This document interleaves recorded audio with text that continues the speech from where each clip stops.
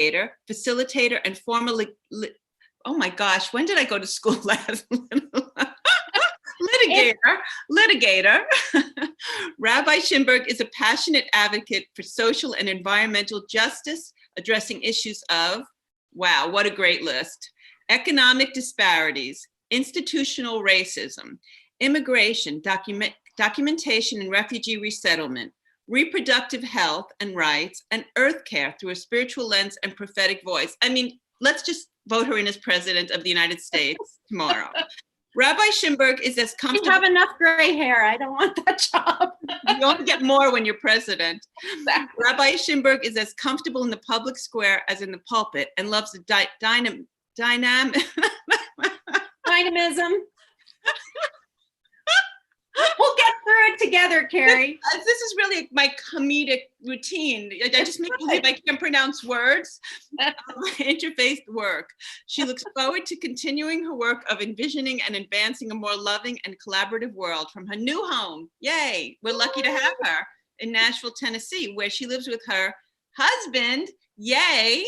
Because he is my boss and an awesome man.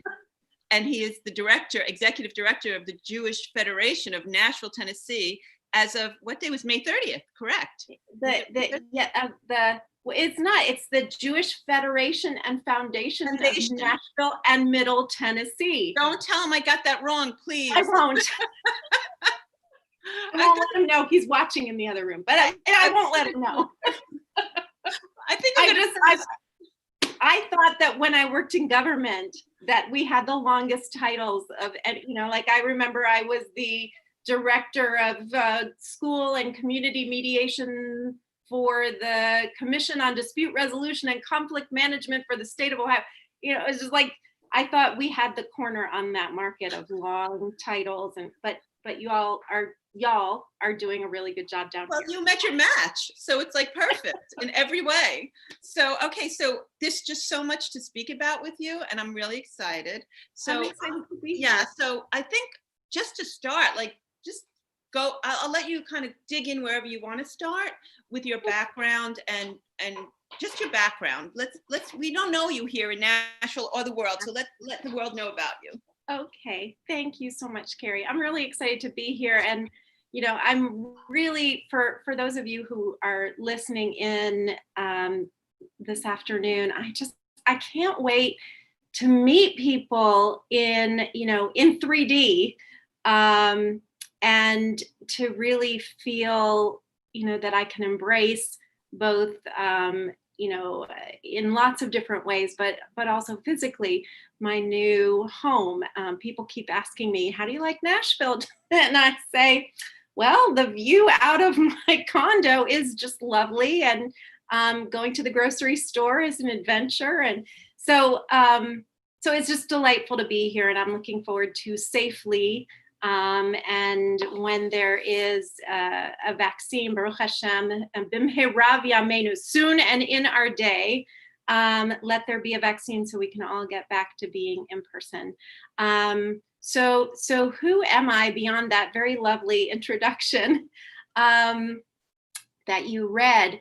I am, I have been saying to people in this vast middle of my life, may it continue, that the easiest way to describe myself is that I am a feeler and a thinker, and a person who grew up in the Midwest. My parents moved, they were transplants from New York, and they moved to Columbus, Ohio in 1971 when I was just about to turn 6.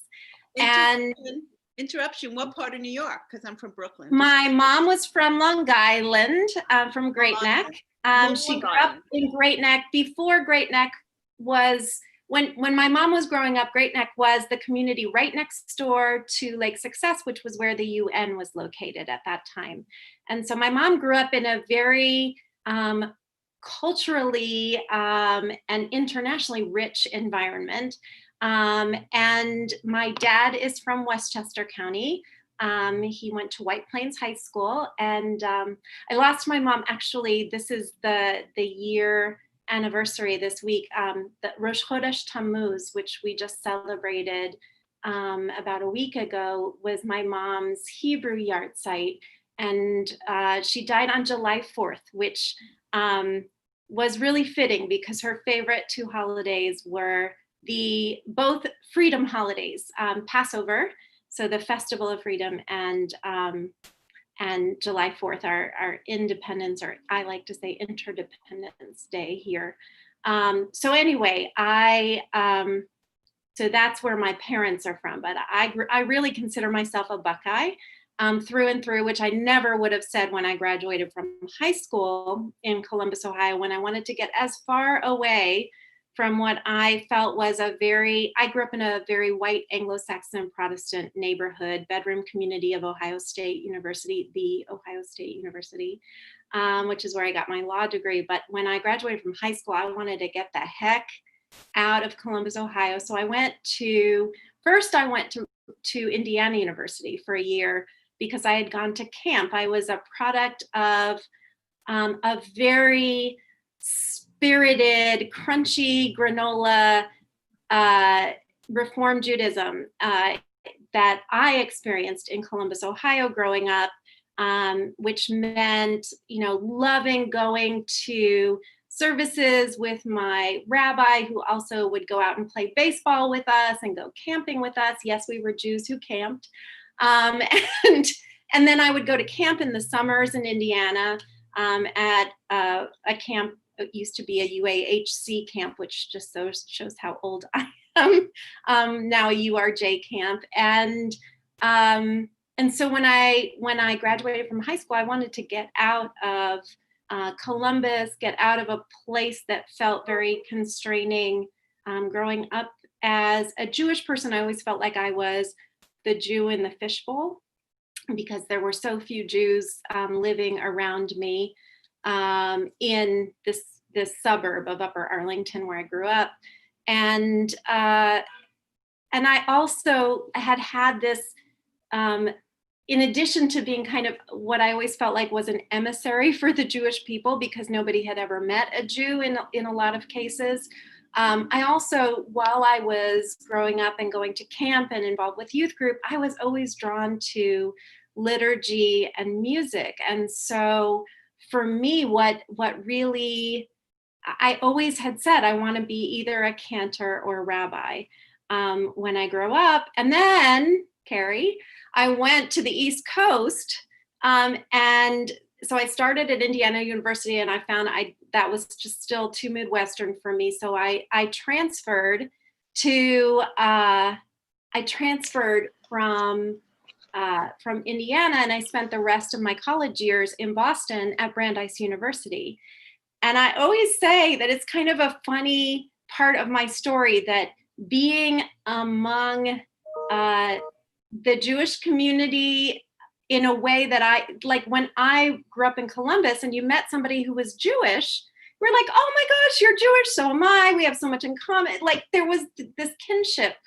Whereas when I went to Brandeis in the mid 80s, my experience was, oh, you're not Jewish enough, or you're too Jewish, or there was a real divisiveness among the Jewish community at Brandeis. And that was a real turnoff to me. And of course, as a young woman of 18, I was like, well, heck, I don't need that. And I also experienced my very first from the pulpit pitch for money at the high holidays. That just didn't happen in my little crunchy granola synagogue growing up. And I found that really off-putting, the mixing of the spirituality and money, which, given that I've married, that I'm literally now in bed with the Federation, I understand that you need the money as well as the spirituality. But anyhow, at Brandeis, I really turned away from Judaism. So here was this point in my life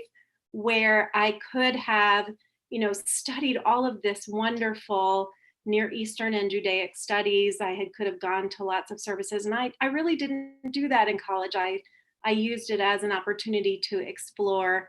And then after spending time in Boston after I graduated from college, trying to figure out what was it that I really wanted to do, because in the 80s, you got a liberal arts degree and then you went on to grad school. So after working with attorneys, I worked with the American Arbitration Association for a year in Boston. And I always say, after working with construction attorneys predominantly, I still wanted to be an attorney.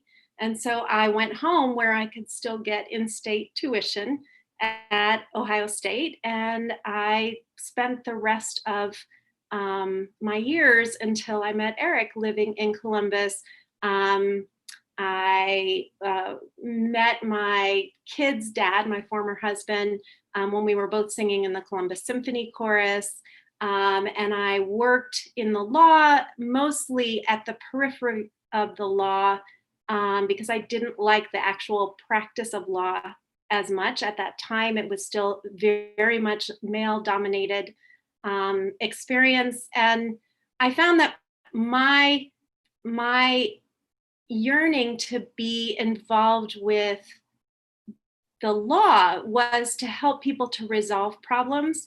And that when I was practicing in a law firm, I felt like I was really being pushed to exacerbate disputes rather than to resolve them quickly. So I got involved with mediation, designing programs at that time, 30 years ago, mediation, arbitration, facilitated negotiation, all of those things were very new. And so I helped to design those programs in the county that Columbus is located in, Franklin County, for families, both parents who had been married and parents who had not been married and were going through those kinds of disputes. And then I ended up working for the Supreme Court of Ohio, helping children's service agencies and juvenile court judges work more collaboratively around abuse, neglect, and dependency cases. So that work, all of the work that I always think, becoming a rabbi was always what I wanted to do. I just had this very circuitous way of getting there because there's so much similarity in the work that one does in the practice of law in terms of counseling and, certainly in the work that I did with facilitation and mediation and helping people to transform conflict into a situation that allows them to live more either in a better way or certainly in a way that they can tolerate. And then the law is so much a part of what we as Jews hold to, whether it's halakha, it's Jewish law, or it's even the mincha, the way, the customs that we have in Judaism, like that define how we live our lives. And that is, of course, our American jurisprudence system is supposed to be that way as well. And when it works its best, we see a page of Talmud and we see a Supreme Court ruling, and there's a lot of similarity there. But what I was missing in the practice of law and what kept calling to me over and over again was a desire to have more of a spiritual nourishment as part of my daily life. And, growing up when I did in the Reform movement, my experience of being Jewish was, all those great things, camp and youth group and going to services, but not a daily practice. We would have a Shabbat evening practice. We might go to services, but the daily parts of Jewish life were not something that I had experienced growing up. And am I going on too much? Should I keep going? Okay. Okay. So what ended up? Oh, sorry. 1 second, because there was a note I see to just to remind people who are listening that if they would like to write question and answers in the YouTube chat box, to please do so, so we can maybe address some questions that might come up during your conversation. Okay, back to you. Please, because I don't need to deliver a soliloquy. So fascinating already. I'm just like, Thank you. It's so what I found so I had my kids in, I have 2 boys, 2 sons, Ian and Joshua. And Ian just celebrated his 22nd birthday earlier in June. And so now I have 2 beloveds to celebrate in June, because Ian's birthday is earlier in June, and then Eric's birthday was just this past weekend.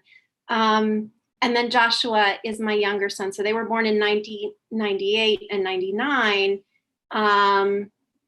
And I kept having this sense that I needed, like, my first husband wasn't Jewish.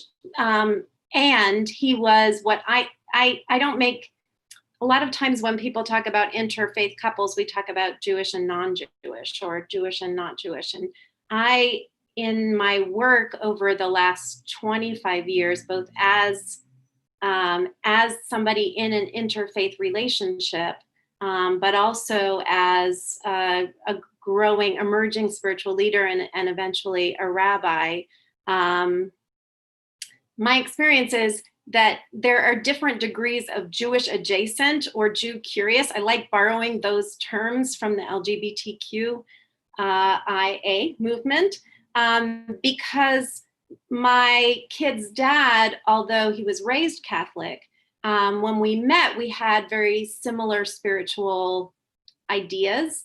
And my experience of him as a co-parent and as a friend to me was that he was very Jewish adjacent. And so I started to have these yearnings to return to this.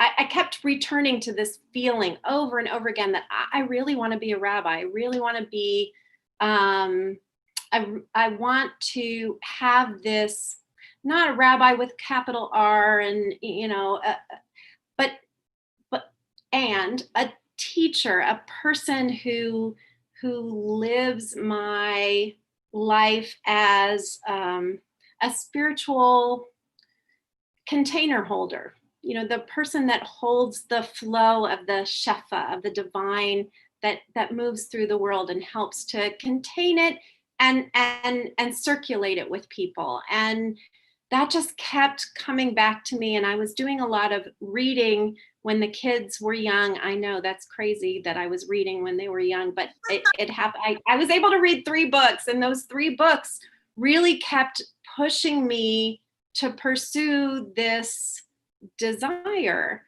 One was actually now that I'm in Tennessee, I can't even. So one was by Tova Mervis, and it's a fiction book, but it's about the Orthodox Jewish community in Memphis. Wow. It's about this woman who had married into, her husband was Jewish, and she married her husband. They had a child, and then her husband and the child are killed in a tragic accident. And she wants to be close to her husband's people. So she moves to Memphis and tries to become a part of the community. It's really complicated for her. And in this story, Rosh Chodesh, the celebration of the new month, and that as a woman's holiday, was very thematic. And then I read a book called With Roots in Heaven by Rabbi Tirza Firestone, who was an early musmechet, an early ordinee of Reb Zalman Schachter Shalomi of blessed memory, whose yahrzeit, actually his Gregorian yahrzeit, is July 3rd. I always say, like, my mom, Reb Zalman kind of opened things up and welcomed my mom when she came last year to Olam Haba, to the next world. But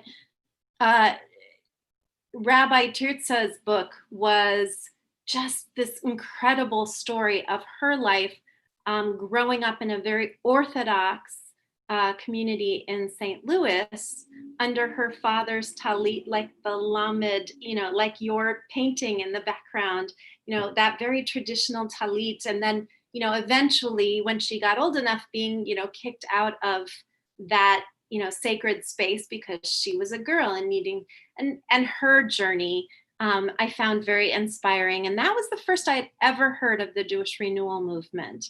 And then another book, the other book was The Red Tent, again with the Rosh Chodesh. Yeah. So those, I always say, and I haven't thought about this in a long time, so thanks for just opening the floor to me. Those 3 books that I read at the very beginning of the 21st century, just, again, they fit into this message that I kept getting, that I needed to pursue this calling that I kept feeling that I have. And it's funny because having grown up in a very Christian environment, there are words, and having worked, in my time of working over the last 30 plus years, working at universities that were very Christian, there are words like calling or like mission or like grace that I had come to think of as very Christian words, and yet they're very Jewish words. And so I kept feeling this calling, and I had gotten very involved. We belonged to the same synagogue that I grew up in Columbus, my family, and I was I was getting more and more involved in the synagogue there, both on the board and with the sisterhood, and providing some spiritual opportunities. And I thought, wow, there's HUC is right down the road in Cincinnati, and I think I'd like to go to rabbinical school. And I had been sent to the URJ biennial convention in 2003, and I was really looking into this in that year, and I came up against a rule that I was shocked by, because I had spent my whole life in the Reform movement, and the rule was, and it's not an unusual rule, that if you are married to somebody who's not Jewish, you just on its face, you may not apply to rabbinical school, cantorial school, any of the schools. And that was shocking to me. And I found out just before going to the biennial convention, and I went to a session that was called Making the Leap Like Nachshon, the guy who went into the Sea of Reeds up to his eyeballs before the sea parted, according to the stories of our people. It was called Making the Leap Like Nachshon, Your Second Career as a Jewish Professional. And it was really about recruiting people who were doing something else. And that was exactly what I was looking for. So I went to this hoping that the rule that I read had to be an error, because it was the 21st century and it was the Reform movement that was so welcoming to interfaith couples. So I went to this session, and there were probably 400. I mean, if you've ever been to a big convention of a major movement, certainly the Reform movement, I had never been in a place with so many Jews, because I hadn't yet been to Israel, which is a long story for another time. And there was an opportunity for questions, and I raised my hand and I said, so I've been really interested in applying for rabbinical school or cantorial school in Cincinnati. And, I'm in this family. I have 2 kids. I have a husband who is very much Jewish in his practice, but doesn't have any interest in converting to Judaism. And it's my understanding that I can apply to rabbinical school, and I can't imagine that that's correct. And the person said, yes, that's correct. And I said, can you explain to me why? And she said, well, we're looking for people to serve as clergy members who are going to be good examples to our communities. And you could have heard a pin drop in that room as everybody kind of sucked in their breath. And and the tikkun of this, the repair of this, is that 18 years later, I met this rabbi who was the director of admissions for HUC at a renewal rabbinic conference. And she had spoken along with, we had somebody from every, all of the denominations in Judaism. And she had spoken, and we were walking into a room together, and I said, you probably don't remember me, but you impacted my life so dramatically, and all for the good now, because, I think that it's the way in which life doles out things to us, and the way in which we take it, and the energy that we either give to its negativity or we transform it into something else, that really changes the course of our lives. And I feel like now that to just make a very long story come to a somewhat of a close, I ended up like kind of letting that drop for a while. I figured, oh, well, I went to law school. I missed that ship sailed a long time ago, and I'm not going to be able to do this. And as the kids were getting to a point where I could, really do some other things with my life, we had started. So we went from this congregation that we were a part of, and like happens in many cases in congregations, there was a split. There were those people who wanted to build a big new building with a line of sight to the bima for everybody at the high holidays and great simcha space. And there were those of us who wanted to use money to hire a second clergy member and to really build up the rabbinic spiritual resources of the community. And there was a split. And at that time, I said to my best friend, Irene, who had taken me out to dinner for our 40th birthdays. And I said to her, you and I should just start a congregation on our own. And she looked at me and she's like, Jessica, you're crazy. We have little kids and jobs, and like, we're not going to start a congregation. And I said, oh, you're right. And then about 6 months later, she called me and she said, you're right. Like, we might as well just start something. And that's when we started this small, like, it was just a Havdalah group of friends who were looking for a spiritual home. And we did a lot of work at that time, reading books and looking at what was going on around North America in terms of this movement to not necessarily start a new synagogue or have a place that was associated with a structure, but to have community and to create community together. And so we started this little group, and amazingly, it is still, this is what has become Kehilat Sukkat Shalom. When we started, we called it the little minion. It was really the little minion that could, like the engine. And it became this really wonderful spiritual home for what I always said was that we were the community in Columbus, because Columbus's Jewish community is very large. We have 3 Reform congregations, 2 conservative congregations, 4 if you include Chabad. So 3 Orthodox congregations, Chabad, and then, just lots of other but there was no community.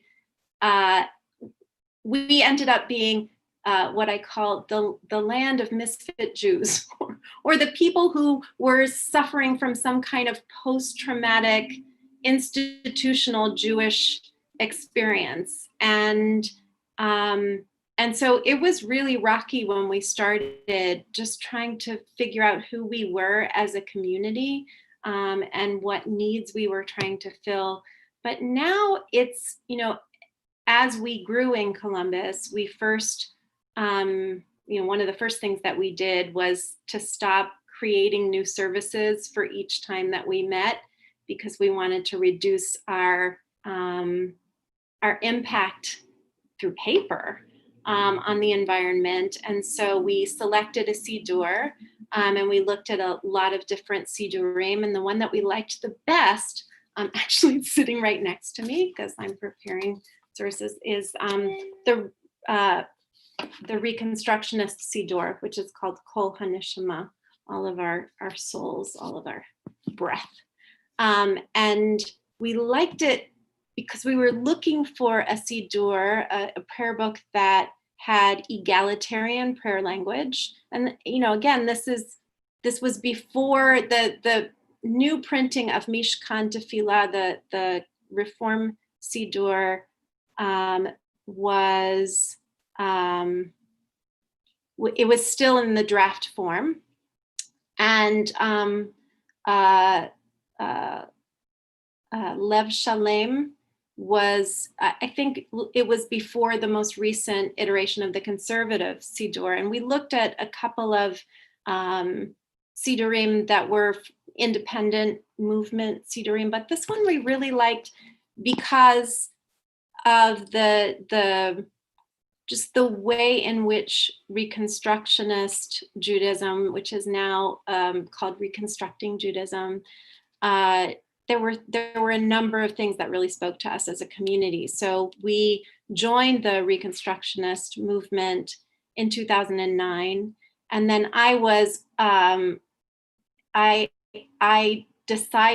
went to a program in Western Connecticut at the Isabella Friedman Jewish Retreat Center, which is now run by Chazon, and is a phenomenal place that I'm sure that some of your listeners have been to. It started out actually as a place for young Jewish women who were working in the garment industry in New York City, to be able to get away from the city and get some fresh air. And so this retreat center, I went there for a 4-week over 18-month program called the Davenin. It's got a terrible name, but it's called the Davenin Leadership Training Institute, DLTI. And Davenin,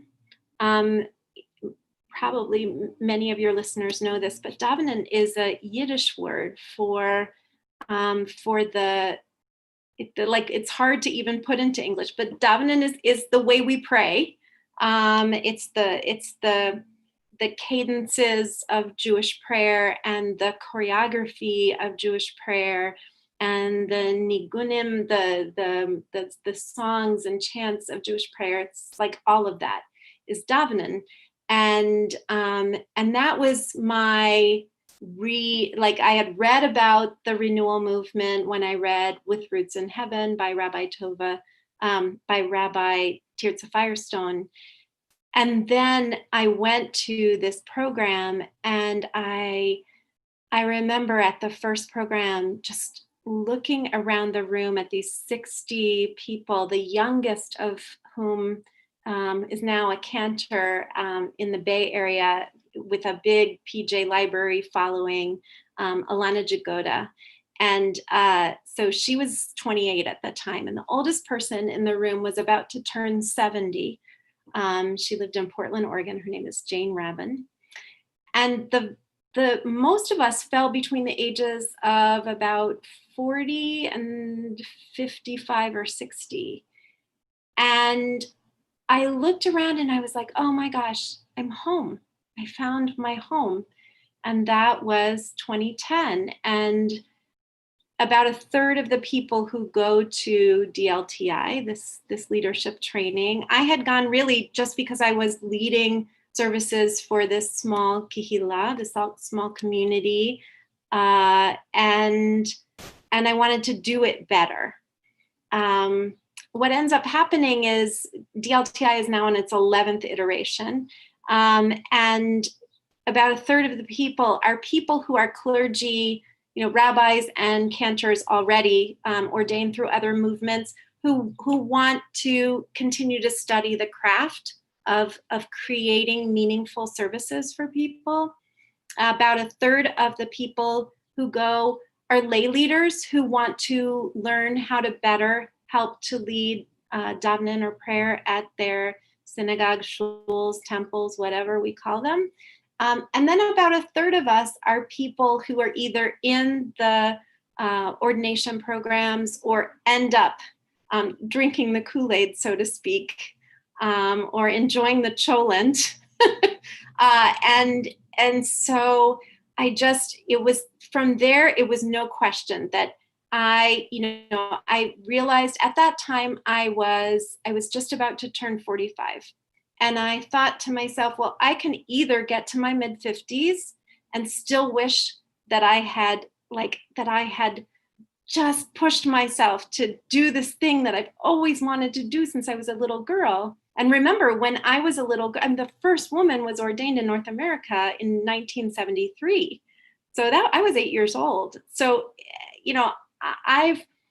I've watched ordinations now through Aleph of women who would never have been able to be a rabbi at the time that they began. And so I just decided, okay, I'm going to do this. So that was the very end of July of 2010.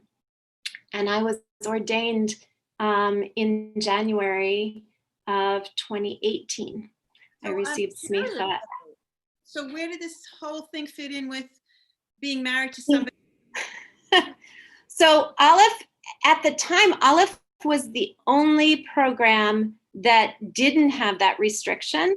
And now, since that time, now RRC, the Reconstructionist Rabbinical College, made a decision to make those decisions about people who applied on a case-by-case basis, which is, the way I think.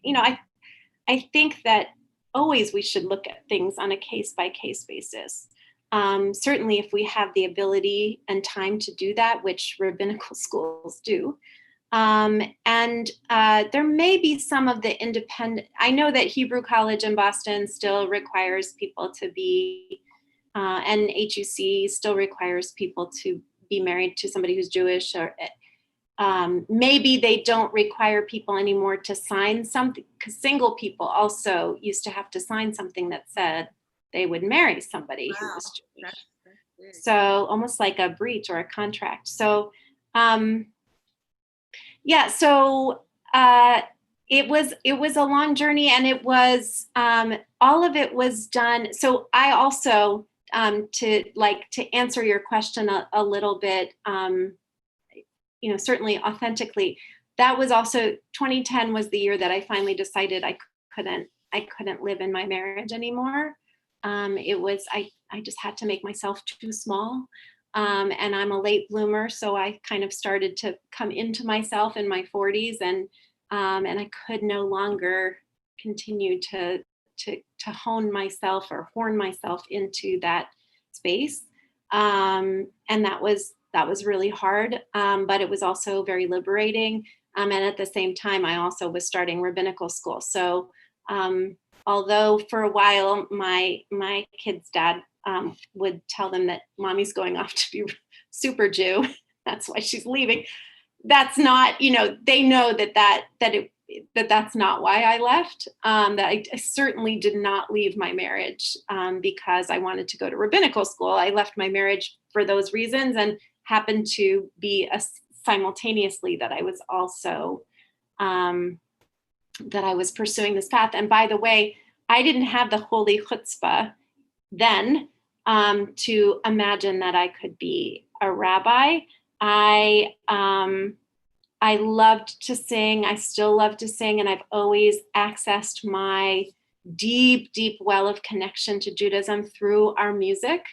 And so I thought, well, I'll be a chazan. I want to do that. And the more after 3 years in that program, I went to my teachers and I said, I love this program, but right now I'm serving my community as, the kids in my community were starting to call me Rabbi Jessica, and I would say, no, you can't call me Rabbi Jessica because I'm not ordained yet. But I realized that from a practical standpoint, and sometimes we need to do that too. I tend not to be the most practical person, but I thought to myself, I'm much better off being a rabbi who sings than a chazan or a cantor who provides rabbinical support, or the kinds of things that we often think of under those terms. And so I ended up studying for almost 8 years. And I tell people this is how I became a Zoom native, because although a lot of our schooling was in 3D, because the people in my program are almost exclusively, there are now some younger people, but they're almost exclusively people like myself who are coming, there are people who were lawyers and professors and, social workers and doctors. One of my colleagues, Dr. Maury Hoberman, had a full life as a medical practitioner and decided to go to rabbinical school when he was 72 and received smicha when he was 81. So it's a very rich environment, and my colleagues come from all over, not just North America, but also South America. We have we have a handful of students in Brazil, and there are a number of students in Europe as well. And now we have 2 students who are in Africa. So it's a program that, being a seminary without walls, we have this very expansive opportunity. It's a very rigorous study, but we don't have to all be in the same place all year. And of course, as a mom with 2 kids, getting a divorce and living in Columbus, Ohio, there's just no way that I could have gone to received my ordination any other way. And I think renewal is very, very serious about the process. There are some seminaries that call themselves seminaries that, where you can study for a year and then you get called rabbi. And that's not the renewal movement at all. My teachers mostly received their smicha either through Orthodox smicha or at JTS, the Jewish Theological Seminary, the conservative, or through RRC, and a few HUC, but mostly that's where my teachers came from. So because I feel like this is like part 1 of like I don't know how many parts, because there's so many places to dig in. And well, it's because I'm old, Carrie. Well, I'm right there with you because I'm older than you, so I identify with the. That's the good thing. Like the more life you live, the more stories you have. Oh my! And I find I love interviewing people and meeting people, because people are so rich in their stories. And one of the things I've learned from working at the Gordon Jewish Community Center with the seniors for 17 years. I noticed how easy it is to walk by a senior and take for granted and see them as a senior. And when you ask them about their life and they start telling, I've asked people and I'm like, the world that opens up is just, and what their experiences and it's unbelievable to me. How people are fascinating. Yeah. And I love people, which is why this pandemic is killing me in a good way. But it's like, I need to, like Eric teases me, like I need to get out to the grocery store so that I can like talk to strangers, because I just love people. So yes, I agree. Too. Yeah. I so identify with so many things that you were saying, and I didn't want to interrupt because I just wanted to just let the story unfold. And so, but since we're running closer to the, we have maybe like 12 more minutes at most. Okay. I wanted to possibly, just because when I was reading your introduction, and there was so much that you do, like and I wanted to just, if you could highlight some things like Holding the Fringes, or things that, or all all of the advocate for social environmental, all these incredible things that you encompass in your caring and your, in your faith and your rabbinical studies and your life mission. Which one, I don't even know where to start. Maybe you can help me. Like, okay. What would you like to speak about in any of these interests, and also maybe even apply it to now that you've moved to Nashville, where you see a direction, or if you're so somewhere in that area. Yeah, thanks, Carrie. It was a lot of people, of course, that's everyone's question is, okay, so what are you going to do here in Nashville? And I'm not certain yet. I certainly anticipated, here I had a plan. And what they say, man plans, God laughs. I had a plan, and my mom, bless her, she was a force of nature, and she was diagnosed with brain cancer in 2015.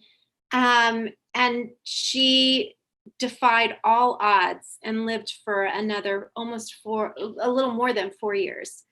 And my plan was, as soon as I was finished caring for my mom, my kids were launched, because they launched in 2016 and 2018 to college, and they're pretty independent young men. So although I really miss being in Columbus to be able to have lunch occasionally with Joshua, who's at Ohio State, now a senior after only 2 years, he's not practicing social distancing, and neither is my son in Cincinnati. So my plan was, as soon as the kids were gone, and as soon as my mom had transitioned to whatever is beyond this, that I was going to go find a pulpit that I could afford, because the congregation in Columbus is small. And although they pay me as much as they possibly can, it's not a living wage. And the work that I've done in the community in Columbus has predominantly been volunteer work. I mean, most of us do not go into the clergy to be well paid. That's why I talk about, my career in the law. This is definitely my calling, and I'm not interested in a pulpit that would, quite frankly, I'm not interested in a pulpit where I would make a 6-figure income. And yet, it's really nice to now have health insurance, which is that's a real thing. And I think this time in between the two worlds that I lived in addition to being, I feel born with a desire to make the world a better place, and with a lot of, it's certainly not, I was raised with a lot of interest in social justice, but environmental justice was something that really, it wasn't a part of my upbringing as much as just being out in nature was. We went camping every summer, and it was very much a part of our lives. And I would say that, this coming to Nashville thing, this was not my plan.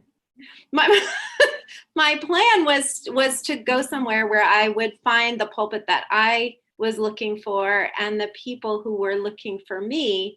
But when you meet the love of your life, and the love of your life has a job, he's not going to leave.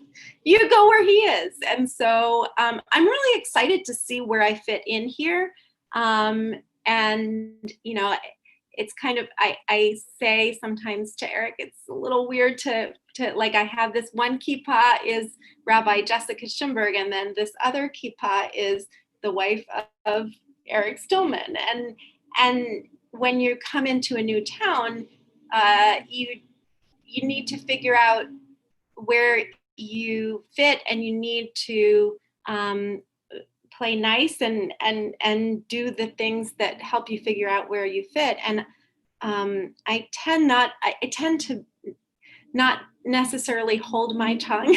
So that's a good. So we'll see where I fit. I think there's plenty of work to do in this world to to make it the world we hope to see, the world of our vision, our visions for justice. And I hope that a lot of the work that wasn't even mentioned in that bio that I've done has been interfaith work. And that I find the most exhilarating, because we are all, those of us who are looking for spiritual nourishment, we're all being fed by the same river.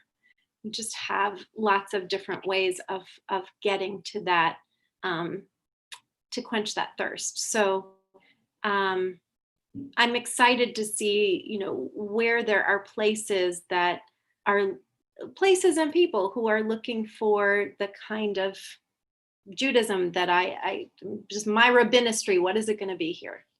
What was your friend's name you said before, who called you 6 months later? Lynn, what was her name?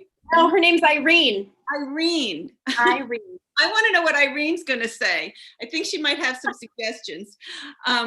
I just feel, I have just listening to you, I just get such a strong sense of your being such a creative and creator, and so I think that, just that I have this sense that you are already a great asset to the Jewish community here in Nashville, with Thank you. what you bring, your background that you bring in so many different areas, and Nashville is growing so exponentially and so quickly that I feel like there's so many opportunities and for our Jewish community to expand in so many creative ways. So I have a feeling it's going to be very natural unfolding wherever it is that river takes you.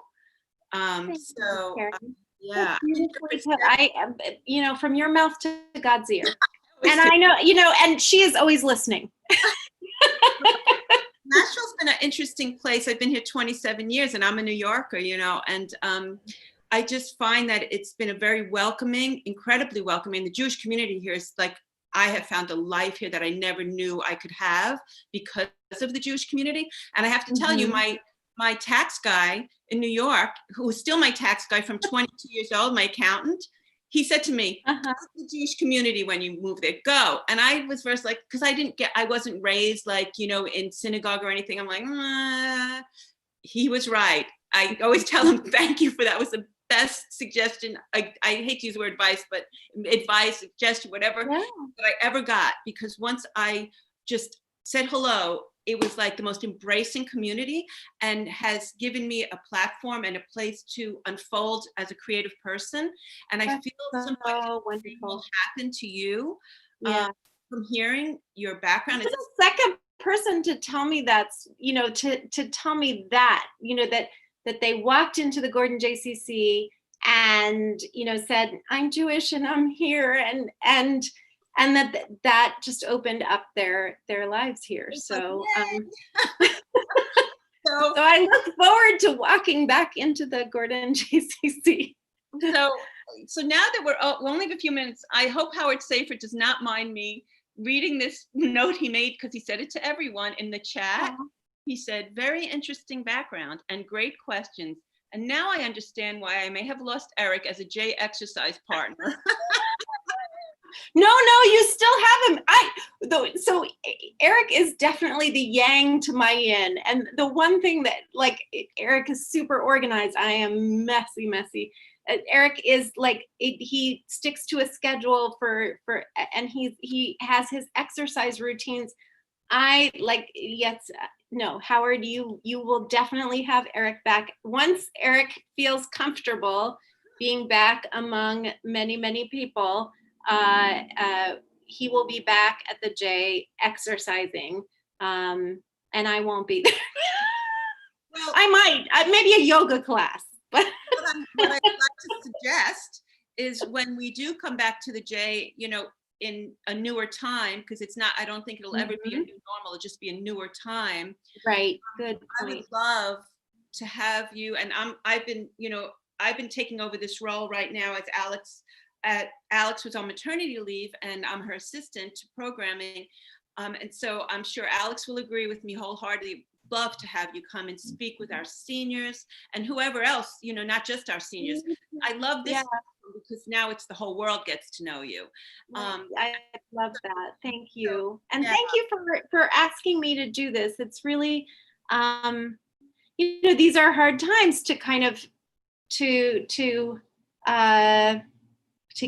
say hello to people. And so it's really nice to have an opportunity to say hi. And, I'm in a book club or book group through the JCRC, and I'm getting to know people there. And I'm sure there will be lots more opportunities to meet people, even as we stay virtual for our health and safety and well-being. And but I welcome people to reach out and say hello. And if you want a Havdalah candle, let me know. Because that's what I'm doing out on my balcony to keep myself occupied. Well, the world has just gotten to know you, so this was a great platform to start. Honored to meet you, and I look forward to getting to know you more. So me too. Thank you.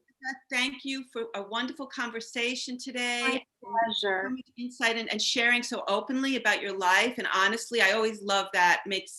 It's always inspiring to me when people are so authentic and honest, and that's what I always strive to be myself. So I struggle to keep it all inside. So sometimes, a little oversharing, not so good, but I'm good. That's fine with me, and and now the whole world. So thank you so much. And so that's it for today. I have to wrap it up. I just want to remind everybody who's watching our Tuesday Talks to tune in. We have incredible people coming down the pike, and today was just another example of this amazing program. So again, thank you. Have a great day. Thank you.